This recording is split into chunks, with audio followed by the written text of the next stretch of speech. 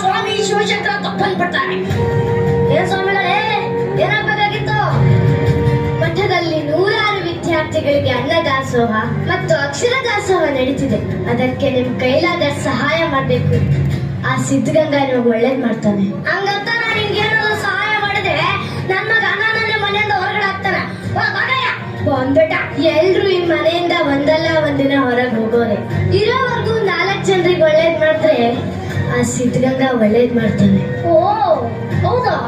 ನಿಮ್ ಸಿದ್ಧಗಂಗಾ ಅಷ್ಟೊಂದು ಒಳ್ಳೆಯವನ? ಹಾಗಾದ್ರೆ ಒಂದು ಕೆಲಸ ಮಾಡಿ, ಇಲ್ಲೇ ತಗೊಳ್ಳಿ. ಇದರಲ್ಲಿ 7 ರೂಪಾಯಿ ರೊಕ್ಕ ಇದೆ. ಆಗ ಕೆತ್ತು ತಿಂದು ಎಲ್ಲ ಹಾಳಾಗೋಗಿದೆ. ಇದನ್ನ ಬದಲಾಯಿಸಿ ಹೊಸ ನೋಟ್ ಕೊಡ್ಸಿದ್ರೆ ನಾನು ನಿಮ್ಗೆ ಏನ್ ಸಹಾಯ ಬೇಕೋ ಮಾಡ್ತೀನಿ.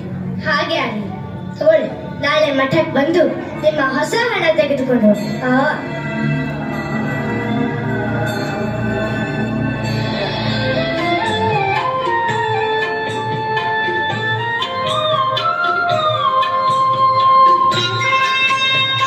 ಸ್ವಾಮಿಗಳಿಗೆ ಅಡ್ಬಿದ್ದೆ.